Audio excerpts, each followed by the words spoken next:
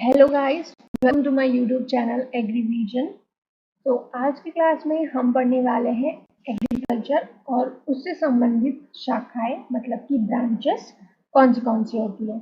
Okay, जैसे कि मैंने 2 वीडियो बनाए थे इसके पहले, तो उसमें आपको पढ़ाया गया है कि क्लासिफिकेशन ऑफ क्रॉप्स और वर्गीकरण क्रॉप्स का, और दूसरे वीडियो में है बॉटनिकल नेम और उनके ओरिजिन। ठीक है, तो आज पढ़ने वाले हैं हम एग्रीकल्चर एंड इट्स ब्रांचेस। तो एग्रीकल्चर के बारे में आप क्या जानते हैं? तो एग्रीकल्चर में हम क्या करते हैं? खेती करते हैं। डेफिनेशन के अकॉर्डिंग अगर हम जाते हैं तो एग्रीकल्चर क्या है? एक साइंस है, एक आर्ट है, एक कला है। ठीक है, जिसमें हम क्या करते हैं? Cultivation of land. Cultivation of land मतलब कि खेत तैयार करने से लेके बीज लगाने तक, उसके बाद उसमें जो खरपतवार आती है उसको निकालने से लेके उसके हार्वेस्टिंग तक, ठीक है, उसकी कटाई तक, जो भी प्रोसेस करते हैं, जो भी प्रैक्टिसेस करते हैं, वो किस में आती है? लैंड कल्टीवेशन में आती है। रेजिंग क्रॉप, जो हम डिफरेंट टाइप्स ऑफ, जैसे यहाँ मक्का दिखाया है, यहाँ कॉलीफ्लावर दिखाया है, यहाँ कैरोट दिखाया है, तो अलग अलग क्रॉप अपने सीजन के हिसाब से, अपने एरिया वाइज जो फार्मर लगाते हैं उसी को क्रॉप रेजिंग बोलते हैं। उसके बाद ये जो ब्रीडिंग वर्ड है, ब्रीडिंग वर्ड आपको थोड़ा कंफ्यूज करेगा, लेकिन हाइब्रिडाइजेशन आपने 11th-12th में पढ़ा होगा।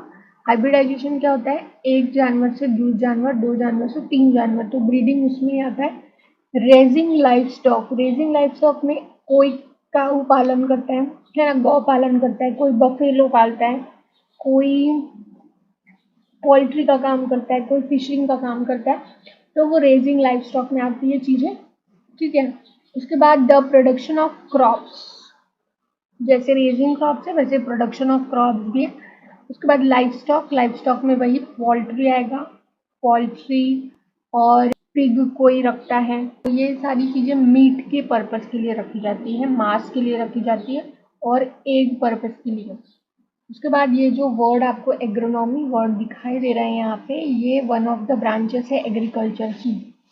ठीक है, एग्रोनॉमी क्या है? एक ब्रांच है एग्रोनॉमी एग्रीकल्चर की, जिसमें हम क्रॉप्स के बारे में पढ़ते हैं, डिफरेंट टाइप्स ऑफ क्रॉप्स, और इसी में आता है classification of crops, botanical names of crop, जो मैं 2 वीडियो में करा चुकी हूँ, लेकिन आज फिर से पढ़ने वाले हैं हम उसको। तो एग्रोनॉमी में ये सारी चीज़ें आती है। तो आपको कॉलेज के फर्स्ट ईयर में भी, और जैसे आपका एग्रीकल्चर हो गया 11th-12th में, तो आपको स्टार्टिंग में हिस्ट्री ऑफ एग्रीकल्चर और ये scope and importance of agriculture तो पढ़ाया ही जाता है। ठीक है, तो इसलिए मैंने इसको कवर किया है। तो 20वीं सदी में आपको पता होगा कि एग्रीकल्चर ही ऐसी इंडस्ट्री थी जो एकमात्र चलती थी हमारे भारत में। पूरा जो इंडिया था वो किस पे डिपेंडेंट था? एग्रीकल्चर पे था। हाँ, वो खादी का कल्टीवेट, मतलब खादी का काम करते थे लोग, कपड़ा बनाने का, लेकिन वहाँ से कॉटन भी कहाँ से आता था? एग्रीकल्चर से आता था। आज की डेट में भी कॉटन एग्रीकल्चर से ही मिलता है इंडस्ट्री को। तो मोनोकल्चर था, मोनोपोली बिजनेस था, एक ही काम था जिससे एम्प्लॉयमेंट था पहले की जो लोग थे उनको। ठीक है, उसके बाद एग्रीकल्चर जो है वो डायरेक्टली इनडायरेक्टली हमारे 2/3 पॉपुलेशन को सपोर्ट करता है, उनका ज़िंदगी चलाने के लिए, उनका लाइवलीहुड मेंटेन करने के लिए। ठीक है, तो इनकम सोर्स एग्रीकल्चर है, प्राइमरी इनकम सोर्स। ठीक है, तो एम्प्लॉयमेंट 55% जो एम्प्लॉयमेंट या वर्क फोर्स है वो एग्रीकल्चर में जुड़ा हुआ है, एग्रीकल्चर से जुड़ा हुआ है डायरेक्टली या इनडायरेक्टली।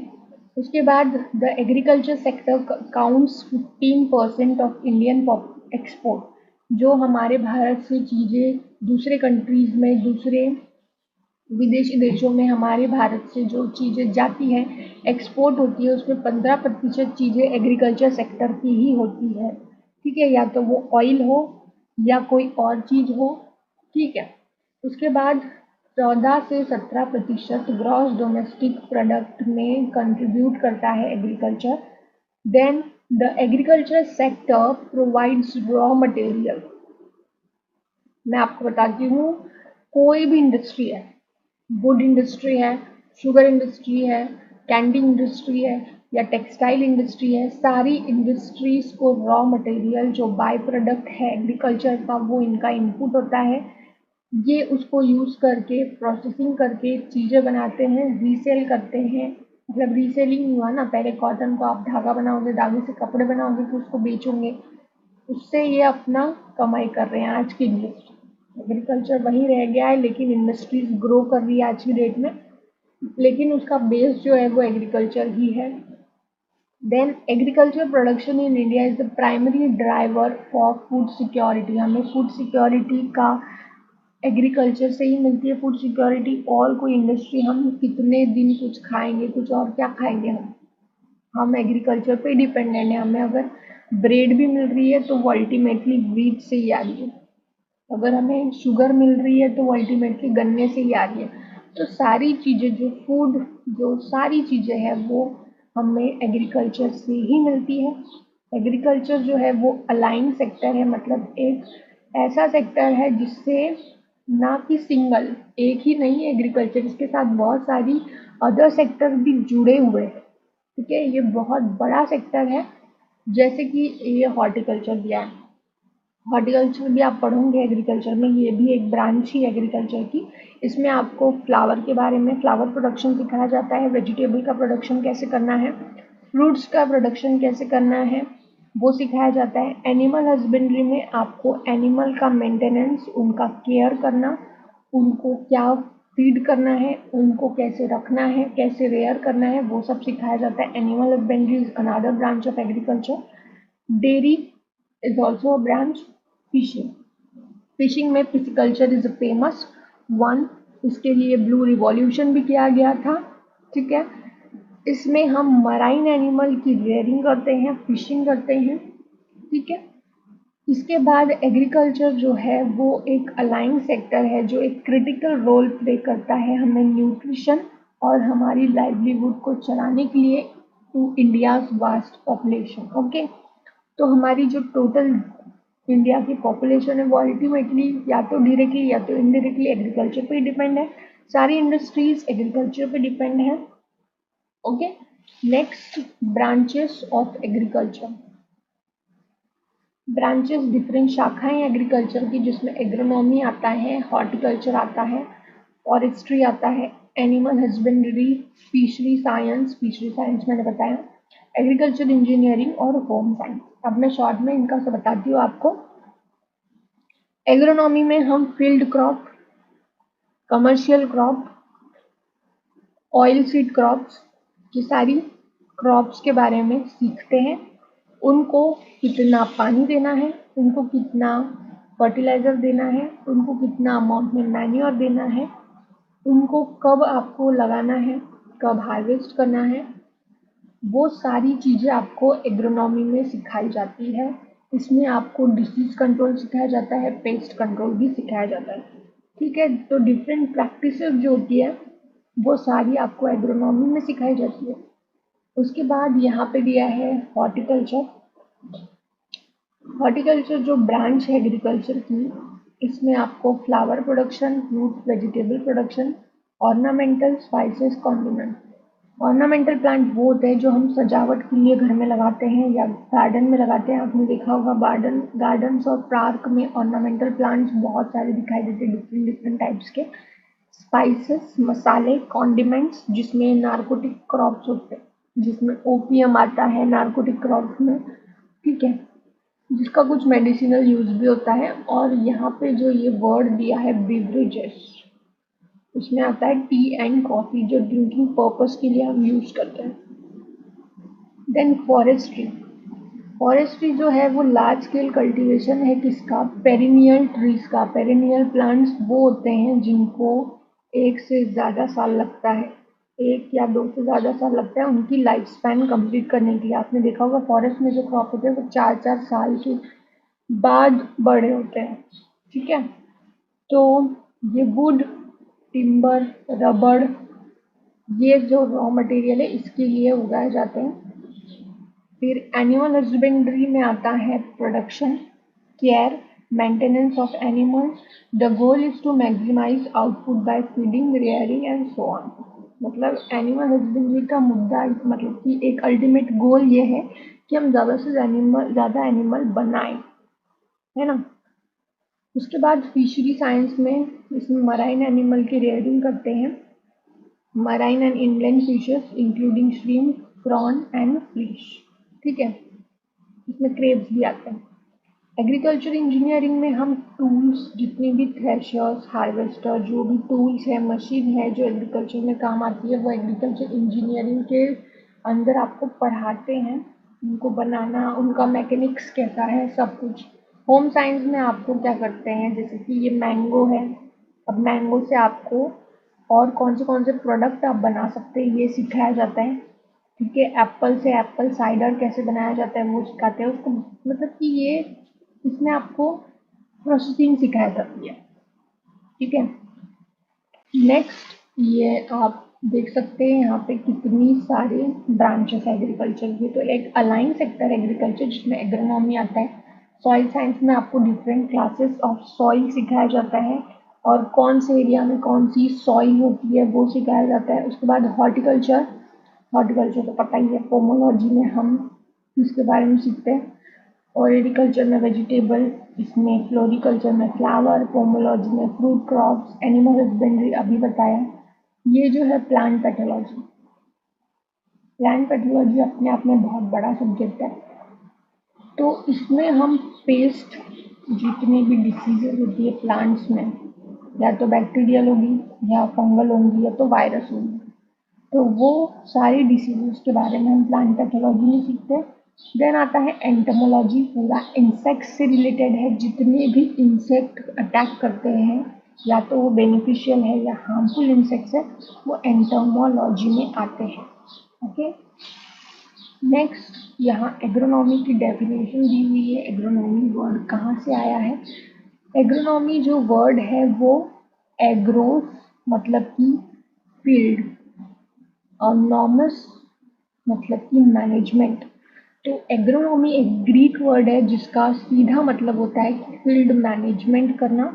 फील्ड मैनेजमेंट में सारी प्रैक्टिसेस आती है, क्रॉप प्रोडक्शन से लेके हार्वेस्टिंग से लेके होइंग से लेके वीडिंग से लेके, ठीक है। एग्रोनॉमी जो ब्रांच है साइंस की, जो डील करती है किससे, principle and practices of soil, water, crop management. It is a branch of agriculture science that deals with the method which provide favorable environment to the crop for higher productivity। मतलब agronomy क्या है कि हम plant को ऐसा environment दें कि उनकी प्रोडक्टिविटी इंक्रीज हो, उनको इतना सफिशिएंट वाटर दें कि उनको जितना रिक्वायरमेंट है उतना फर्टिलाइजर दें।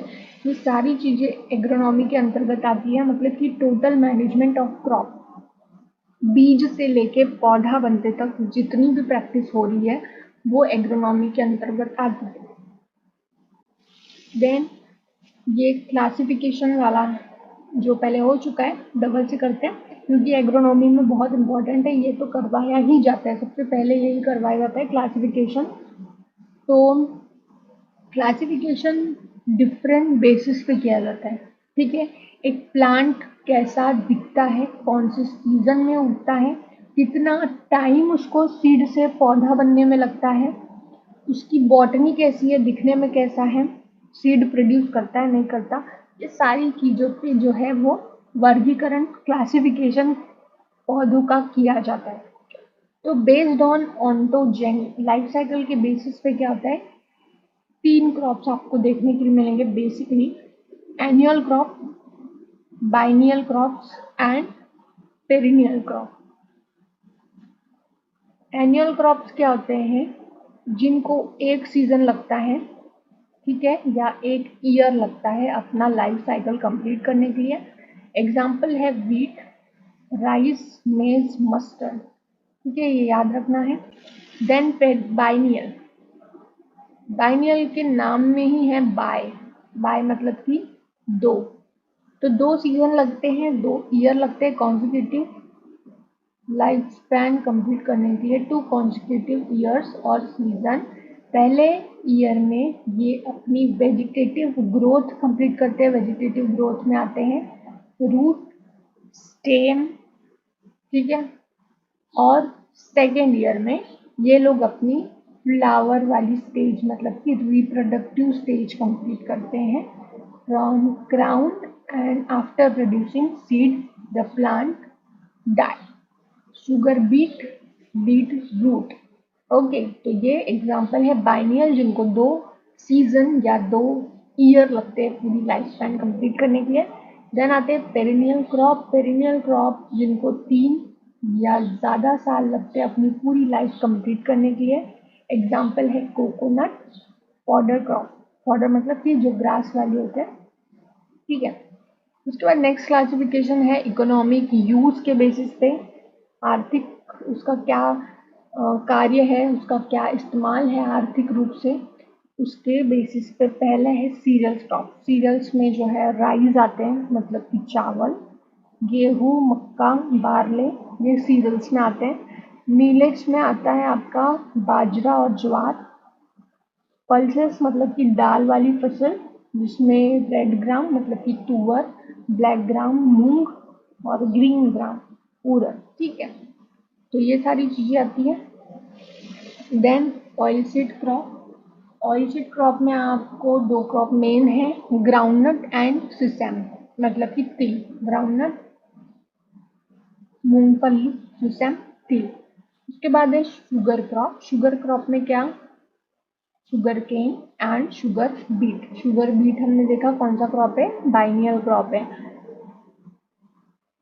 अब फाइबर क्रॉप में आते हैं कॉटन, जूट, ठीक है। ये 2 मेन फसल है, कॉटन एंड जूट, जिससे धागा बनता है। फॉडर क्रॉप्स मतलब कि जो चारे के लिए यूज होता है, एनिमल को फीड करने के लिए, utilise as feed for animal, ठीक है। वेजिटेटिव मैटर होता है जैसे कि लीफ है, सीलेज, ठीक है। तो ये जो है वो हम एनिमल को खिलाते हैं इसलिए उगाते हैं। ग्रासेस में आता है, इसमें आता है बाजरा और ज्वार, कॉमन है। मेज, ज्वार और बाजरा कॉमन है हमारे इंडिया में, इसको लगाया जाता है चारे के लिए। स्पाइसेस एंड कॉन्डिमेंट, मसालों में आता है ginger, garlic, fenugreek, cumin and turmeric. तो ये जो है हल्दी, अदरक, लहसुन, मेथी, जीरा, मिर्ची, प्याज, ये स्पाइसेस और कॉन्डिमेंट में आता है, मसालों में आता है, ओके। उसके बाद मेडिसिनल यूज के लिए जैसे तुलसी, मिंट एग्जाम्पल हो गया, जिसकी औषधि गुण रहते हैं, वो पेड़ों के बारे में पढ़ाया जाता है इसमें। और बिवरेजेस वही कॉफ़ी और टी। देन आज की स्लाइड में इतना ही है, आप इतना रिवाइज कीजिए। Thanks for watching, please like, share and subscribe my video if you like the video.